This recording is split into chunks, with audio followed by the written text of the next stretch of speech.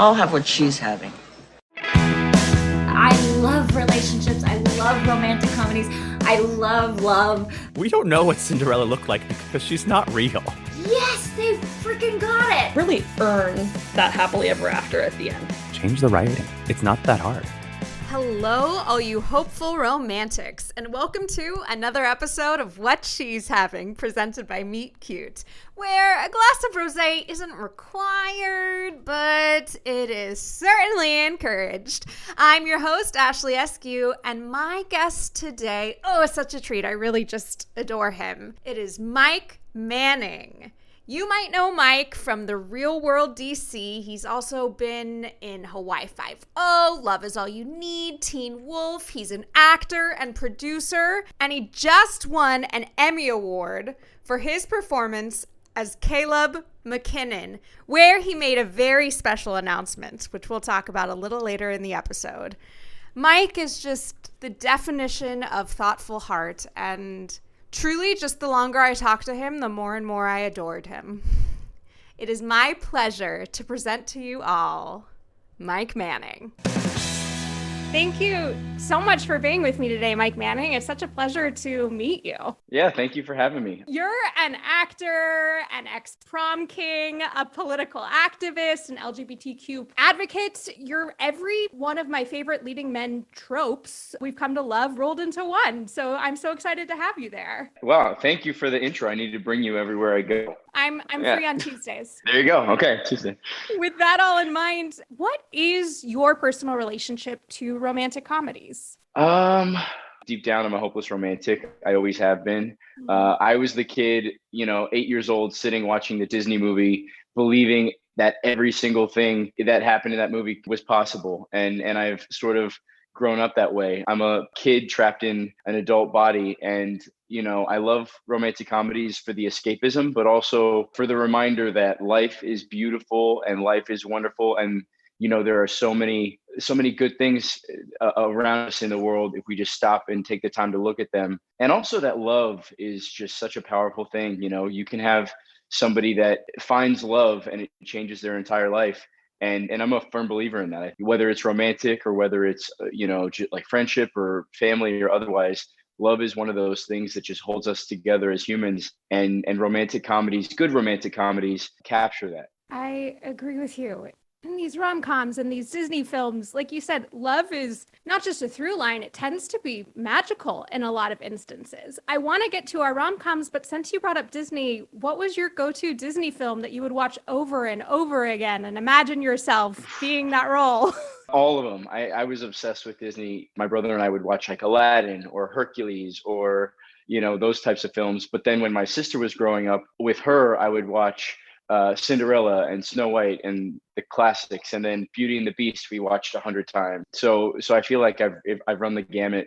And then now I have my brother had a kid, so I have a niece, and with her I watch Finding Nemo and Moana. I'm a Disney freak, and I used to actually work at Disney in college. I did an internship where I was Buzz Lightyear and like Pluto and some of the characters In the park in Orlando, Florida, in the Magic Kingdom, and it was one of the best times of my life. And so I've always kind of been a Disney freak. My brother and I would dance around and grab a carpet and be on the magic carpet and the genie and had that lamp. And so it's fun to like remember those times, to be around a young person that watches those stories and falls in love with those stories and like believes that they're happening to them in that moment. I always have this reaction that's like, I am so jealous you're getting to feel the beauty of this for the first time. And also like another one bites the dust. Here we go. And also just like, it's a reminder of that time in your life where that's all that mattered. That escapism and that fantasy world and that childlike wonder was all that mattered to you. And sort of before we become adults and have all these other priorities. And I think that's one of the main reasons that I became an actor, is because I fell in love with that escapism. And even today, like when I go on set and I get to play pretend with a bunch of adults, and we're all getting paid to play pretend and to be in a different world, and whether it's a rom-com or a horror or a drama or whatever it is, it's like I'm getting paid to play pretend as if I were a kid. And And that's the best job there is, in my opinion. I think you're right.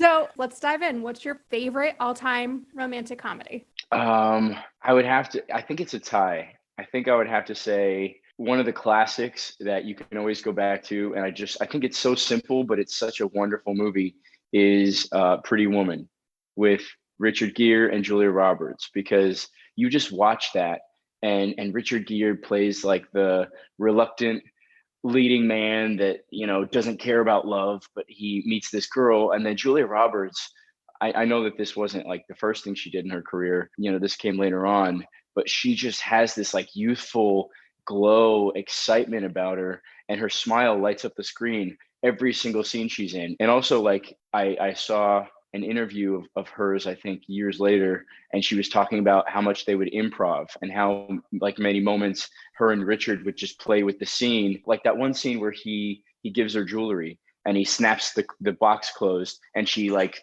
yells and like pulls her hand back. That wasn't scripted. That was something that he did to her, and she reacted to it. And I feel like they just have a handful of those moments in that film that just make it really fun to watch. I think you bring up a great point that with Pretty Women in particular, the story is so driven by the charisma of the leading man and leading woman. I don't know if you know this, but Hollywood legend has it that Gary Marshall, basically that script was a mess. And Gary Marshall in the editing room was like, how can I save this film? And it was a lot of the charisma of Julia Roberts and Richard Gere and their natural moments and their relationship and honesty that made that film what it was. It wasn't supposed to be a romantic comedy. It was supposed to be dark. And he found this light and beauty in it. Wow, I had no idea. I mean, that gives me a whole new respect for it. I mean, in Hollywood, there's like the movie that you write, the movie that you shoot, and the movie that you edit. And I think that editors are not given fair recognition, because I've seen movies that were in really bad shape that I've tried to produce, and I see the first cut and I'm like, oh my gosh, like what are we doing here? And then the editor will take it and change it and do something to it, and it changes the entire movie. Having a good editor is so important. That's interesting that happened. I had no idea. But it makes sense, because it does have dark moments to it. It does have dark, like when she talks about her old life and when being back on like working the street and stuff. I mean, it's not a happy Disney movie. No, I mean, you do have a sex worker as your protagonist. And I remember watching that film as a child. That didn't really sink in. Like, I knew what it was, but it didn't really sink in the reality of that lifestyle. But I do remember the moment where she won't kiss him on the lips. Yeah. I didn't understand that. And then as an adult, I'm like, oh, it's intimacy. That's too intimate. They don't want to be intimate with each other. Do you have any moments like that where you had an experience of a certain moment as a kid, and then when you grew up, it was completely different for you, or something else was revealed? Oh man, there was a movie I was watching the other day. I think it was like Shrek or something, and they made a joke about something in Shrek, and I was watching it, and I was like, wait a second, that's a really immature joke. That's hilarious. But I didn't quite pick that up as a kid, like when I first originally watched it.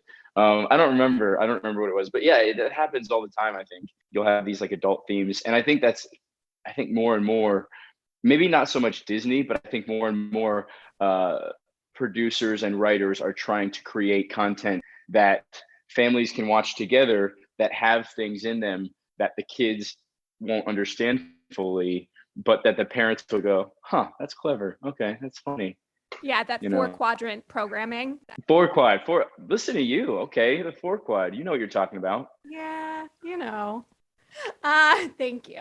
So do you. You're welcome. With Pretty Woman in particular, I grew up with a certain relationship to rom-coms because I was a female. I was watching these female-centric films and I was taking in certain information. I'm curious, how did you take in what was going on with the men in these films? How did that affect you and your lens of love as a young man? That's great. I mean, I'm a huge fan of films that have a balanced storyline and have strong female characters. I think for too long, Hollywood had a tendency to make potentially really strong female characters sort of damsels in distress and needing to be saved by the man. And I think now in the last 10 years, there's really been a push to create complex, strong female characters that don't really a man for happiness, especially in the rom-com world. I think that's important. And growing up, I sort of think that there was this idea that like the man had to be strong and couldn't be emotional and had to come in and save the day and everything else. And I think that lends negatively to ideas that like men can't be emotional and men cannot be vulnerable and men have to have all the answers and men can't share their feelings and they have to be strong and everything. And I think that's changing for the better in film and in television, so that now when we see these things, my second favorite rom-com, because I said it was a tie, is the Proposal. So and actually it goes with your question. The reason I like The Proposal, first of all, I think that Ryan Reynolds and Sandra Bullock are insanely good actors. I love Ryan Reynolds, his humor, just that sarcastic, like really quick, intelligent humor. And then Sandra Bullock, I think she's one of my favorite female actresses. And in that story, she plays this badass titan of industry's boss that doesn't need anything, and he's like the boy toy. And the power struggle is reversed to what we would see in Pretty Woman. And then in the end, they both end up really sort of being vulnerable and really falling for each other in a way that I think is cool and realistic. And I like that. And I really like relating to the Ryan Reynolds character in that as a man, being like, okay, there's this powerful, like badass woman that is asking me to do things. I'm gonna do it. Okay, cool. Let's see where this goes. And so it's the exact opposite of Pretty Woman. I love The Proposal. Truly, my fiance and I just watched that one the other day. It's one of those that if it's on TV, I'll be like, oh, I have to watch it. Yeah. I mean, even like there's so many great B characters in The Proposal too, like Betty White, Mary Steenburgen, Craig T. Nelson, and just because I'm a theater dork, like Dennis O'Hare. There's so many amazing people in that film. Besides the incredible comedic skills of Sandra Bullock and Ryan Reynolds, yes, inarguable. What do you think it is about that world in particular that I feel like The Proposal is a favorite for a lot of people? What do you think draws people in, minus the lead character's charisma? Is there a truth to the story that's pervasive? Is it the beauty of Alaska? What do you think it is? Who doesn't like romance on like a vacation, or, you know, having to go away from home, like having to change, you know, I'm going to go on this trip and I'm going to meet somebody and we're going to have this great story. And so I think that there's an element of that escapism, and that like, oh, I'm going to go somewhere and forget my life and fall in love with somebody and come back with a great story. But then there's also that like very realistic workplace romance kind of thing. And nowadays, you know, we spend so much time at work and in work environments and hanging out with coworkers and hanging out with this. And I think that there's that like element too of like, maybe I could fall in love with my boss. Maybe I could meet somebody at work. Maybe I could do this. And I think that The Proposal does that in a very real way, where it shows this powerful woman that doesn't need anybody. And then it just sort of happens like piece by piece. It's not like, you know, far-fetched, or it's not like, you know, some of these movies you see and you're like, that would never happen in real life. And I think, I think that there's a truth to it, that everybody wants to be the protagonist in their own story. And everybody goes to the movies either to have that escapism, if it's like science fiction or aliens or whatever, or they want to see themselves in that story. They want to place their own lives in that story and say, oh, I can identify with that person in that way, or I wish that would happen to me, or I remember when that happened to me, or whatever. And I think The Proposal, you have you just like you talked about, a handful of hilarious characters, but you have a storyline that I think a lot of people can relate to, or at the very least themselves in, to sort of get that thrill and to get that hopeless romantic butterflies in their stomach, so that when they're finished watching the film, they feel like they went on that journey with those characters. I do have to ask you kind of a dumb question, because you obviously got your start on The Real World. Yeah. I'm dying to know, how did you feel about Matthew Lillard's portrayal of a real world character in She's All That? Oh my gosh. Yeah. You remember that? I do remember that. That is not where I thought this question was going. Oh no, what did you think I was gonna say? No. I just thought it was gonna be one of those like, what was your experience like and what did you think? But you related it to She's All That. I think there's an element of, so first of all, when I auditioned for Real World, I had no idea. I had never watched the show before. I had never I followed a friend to an audition in college because he had watched the show, he liked the show, he wanted to get on, and I had done theater and like some small indie projects in Colorado, and so he was like, Mike, you know about this audition stuff, like come with me, help me get on the show. I said, sure, why not? And then it ended up, the casting director was like, hey, young man, come in here and talk to me, and I ended up getting on the show, which I never thought would happen. And I feel like with reality TV, I mean, it doesn't create different characters. It highlights what's already there.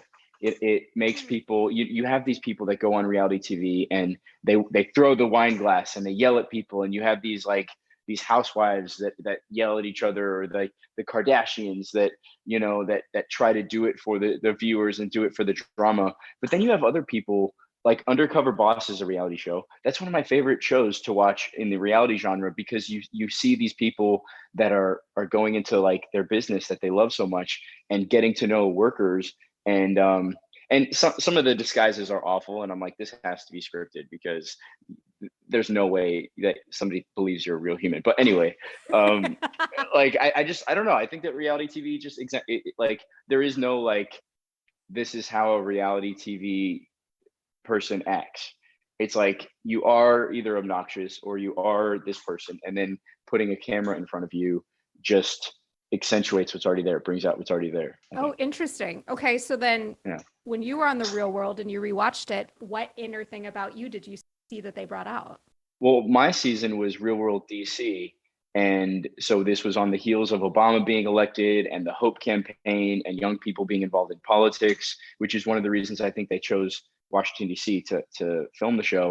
Mm-hmm. And nobody else in the house was very politically involved. One of the girls did volunteer for an organization to help communities in Africa, and I thought that was great, but nobody else in the house really did anything political. So, and I was the only one. So I worked for the Human Rights Campaign, and I ended up lobbying members of Congress for like equal rights.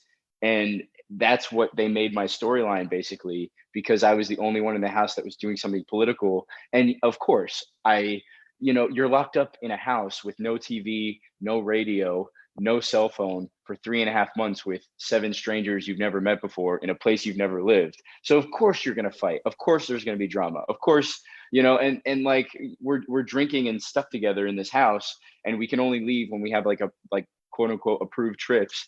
So it's like, of course some people are going to drive you crazy. And I fought with people, and whatever it was, but they, on that show, editing is everything, like we talked about. And I think that with that show, they edited me to be very positive and very like political and very intelligent. They made me look so much smarter than I really am. So that was nice of them. I'm sure that's not true. The first thing you said was they can only enhance what's already there. So I need to affirm you. All right. Touche. Thank you for that. You've stayed politically active. Mm-hmm. You're bisexual and a huge advocate in the community. Mm-hmm. I'm curious, how do you think the genre of rom-coms does representing your authentic experience as a bisexual man? That's a good question. To be honest, I think that the rom-com genre, when compared to other movie genres, is falling behind in accurately portraying different storylines that are not the man versus meets woman, woman meets man, they fall in love kind of thing. I think that you have a culture that is a little bit behind representing, the LGBTQ community. There was a study that came out that it was like a New York Times study a couple of weeks ago, and it said that with people under the age of 23, 1 in 6 identifies as non-straight. 1 in 6. That's a stat that even surprised me. And I'm like, oh yeah, everybody just kind of, sexuality is a spectrum and everything. And I'm just thinking, so if 6 people go to a movie theater and they watch a typical rom-com, Pretty Woman or The Proposal, 1 in 6 of those people sitting in that theater feels underrepresented, or that they can't fully identify with what's going on in the film. And I think that's changing. I think the Hallmark Channel just released its first gay storyline this year, I believe. John Bennett. Jonathan Bennett, who's a good friend of mine. And I think that was fantastic. I think that's a step in the right direction. I think that I hope to see more of that.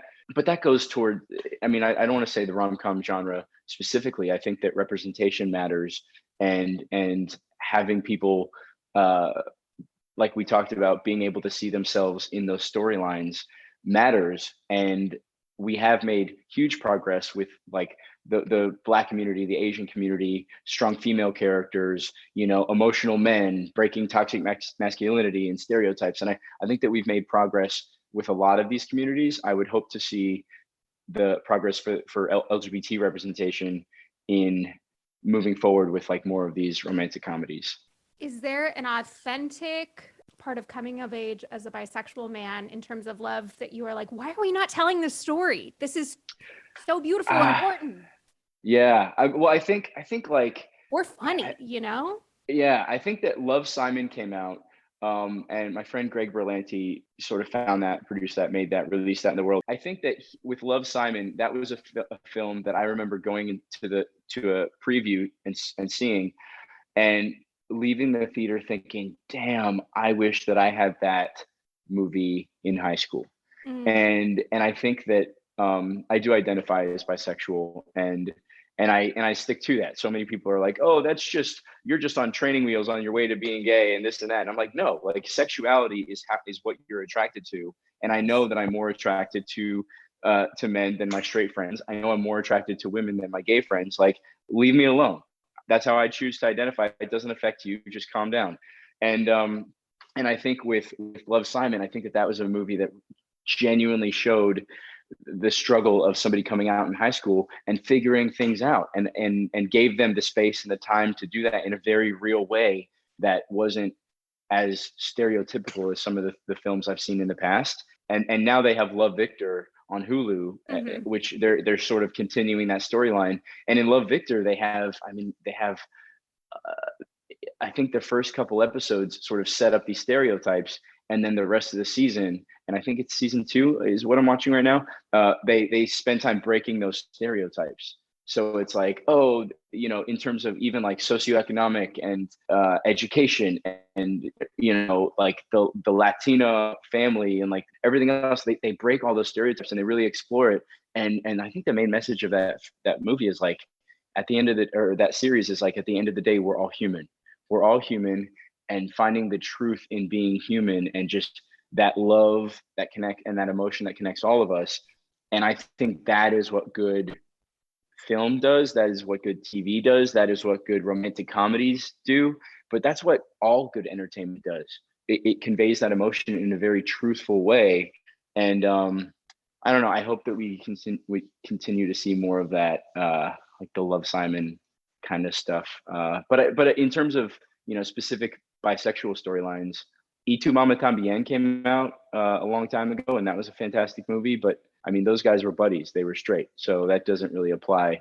I think I don't know if I've seen a storyline about specifically like a rom-com about a bisexual character that I was like, oh damn, they nailed it. That was great.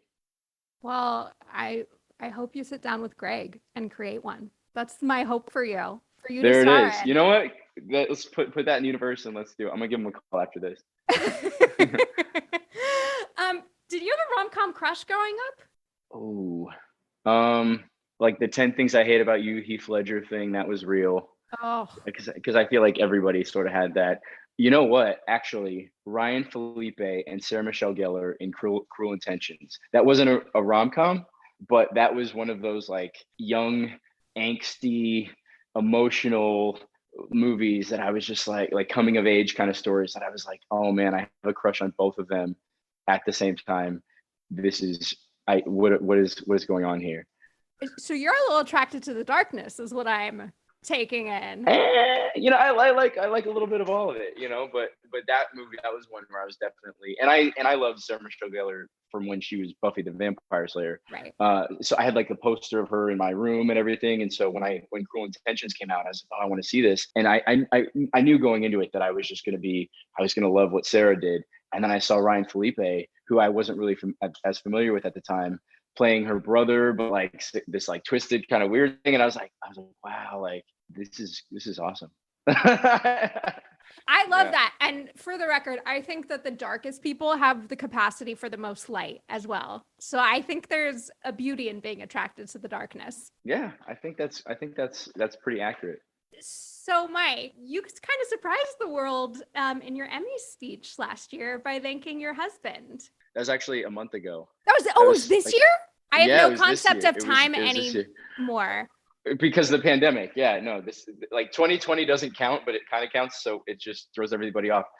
I'm still a jerk, but I'm more excited that you're like well, are you fresh in the newlywed thing, or did you just go public? I just went public. So I've been married for a while now, and my husband is very he's sort of shy. He's not in the industry at all. He hates posting pictures. He hates, which I love. I both love and I hate that, because there are some times where I want to take him to an event and I want to show him off and I want to be in public and I want to do that thing, and he's just not. He's so intelligent. He has so many amazing qualities. Going to events with me and making small talk with strangers is not one of those things. Not one of those skill sets. He hates it, so I just don't bring him anymore.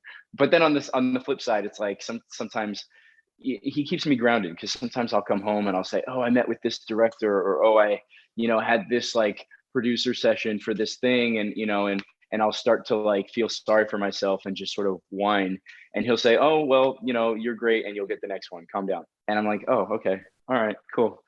Whereas if I live with somebody that was more creative, they may be like, oh, I'm so sorry, let's pour a glass of wine and let's talk about it. He's just like, Mike, you're great, you're fine, it'll like the next one, just calm down, what do you want for dinner? And I'm like, okay, all right. That sounds like such a great match. It really is. Oh, the tone of your voice really hit me. I love that. Since this is Meet Cute, are you comfortable sharing your Meet Cute story with him? Yes, I will. Okay. Yay. It was, I don't even remember how many years ago it was, but that's not important. I was with somebody and he was with somebody at the time, and we went to go play paintball. And I had never played paintball. I grew up in Colorado, and I'd never played paintball before. Like, I had shot real guns and everything else, but I'd never played paintball. And so I asked my friend, what should I wear? And he said, oh, just wear the thickest clothes you have, because it'll block the paintballs from hurting you. That's what you wear. And so I show up in like my snowboarding clothes, and it was like my thick jacket, my thick snowboarding pants, and these like mountain hiking boots. And they were like, Mike, it's 92 degrees. You're going to die. If you do that, you can't do that. And I said, well, what do I do? And they said, well, Nick is his name. Nick has some extra stuff. And they call him, they're like, hey, Nick. And I look over, honestly, like out of a rom-com. We're in this big dirt parking lot, and he jumps out of his Jeep Wrangler in this like camo army shirt. And he was like walking over, and I'm like, damn. And the weirdest thing about it is I was texting on a phone to try to get directions to the paintball place. And I am not somebody that's like, oh, butterflies, love at first sight. Like, before this moment, I was never that person. And I'm texting, and I was texting Nick, who was giving us directions to meet them at playing paintball. And for some weird reason, I got butterflies when I was texting this person. I'll take it one step further. When we get there were two Nicks.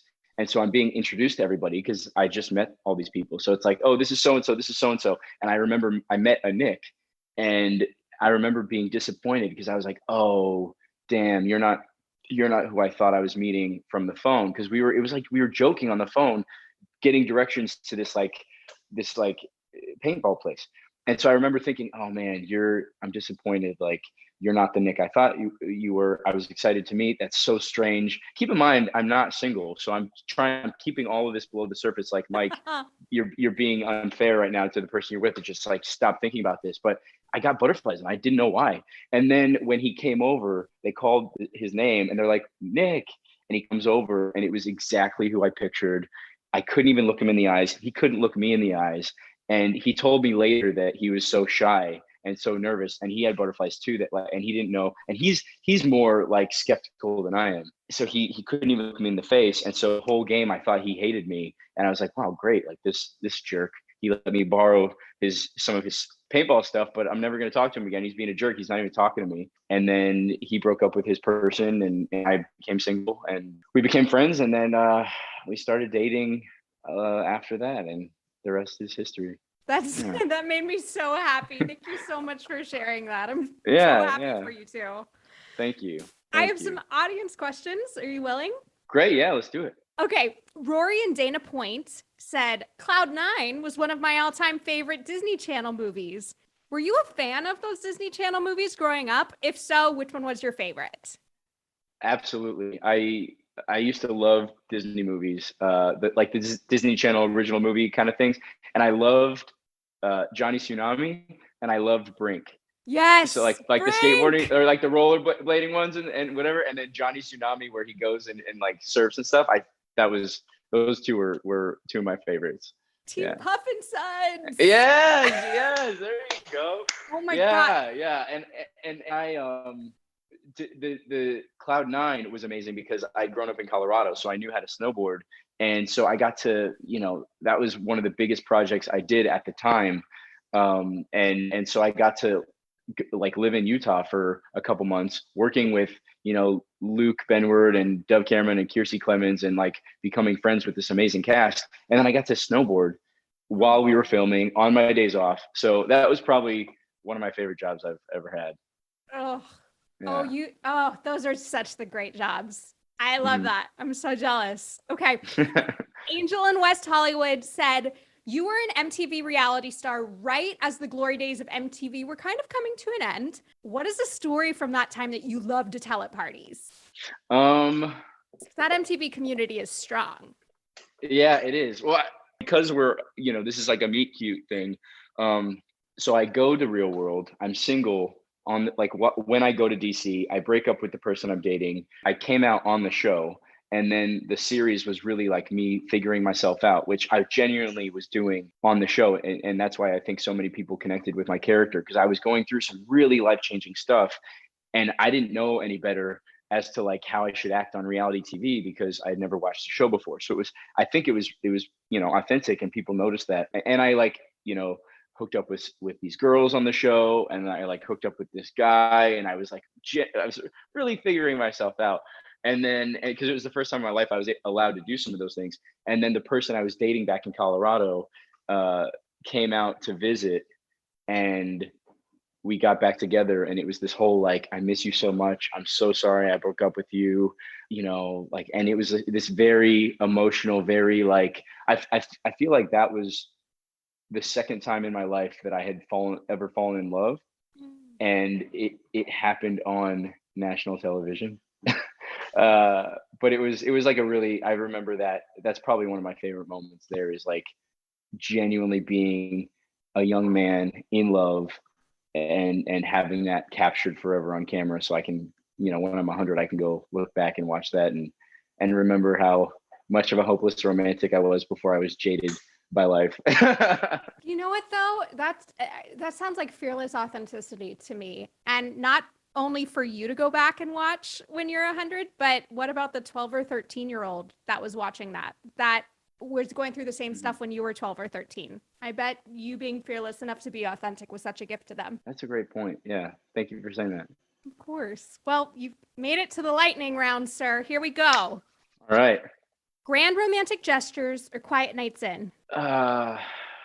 Both. You need both. Good call. Judd Apatow or Nancy Meyers? Judd Apatow. As a kid, Disney or Nickelodeon? Disney. And finally, what is the greatest act of love you've ever witnessed? Oof. Damn.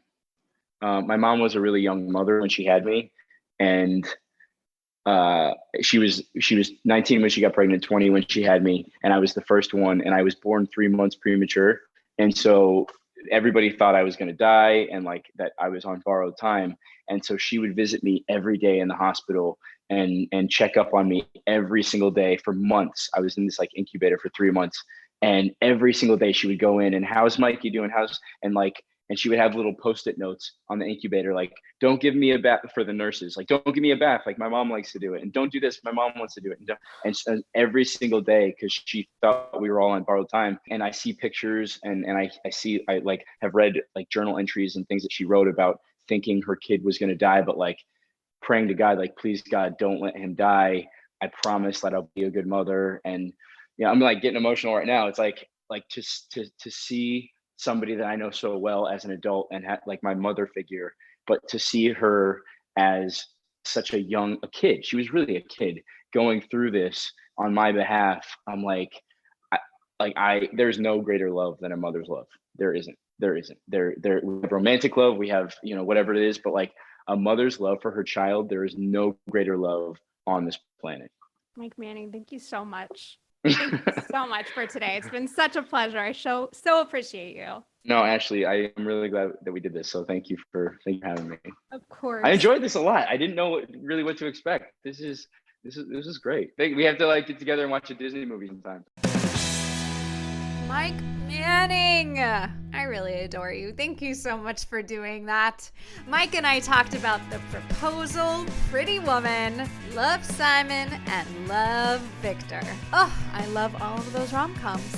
And if you're looking for any more rom-com entertainment, make sure to go to Meet Cute wherever you get your podcasts and check out the latest Taking Space with our first guest here on What She's Having, Julianne Hough. Oh, isn't that name so good? And while you're checking out that podcast, make sure to come back to What She's Having and rate, review, and subscribe us. Then go to Instagram at Meet Cute or Twitter at Listen Meet Cute and leave us all your questions, your own Meet Cutes, and your stories. I can't wait to read them. I'm so grateful for you all. I'm Ashley Eskew, and I'll have what she's having.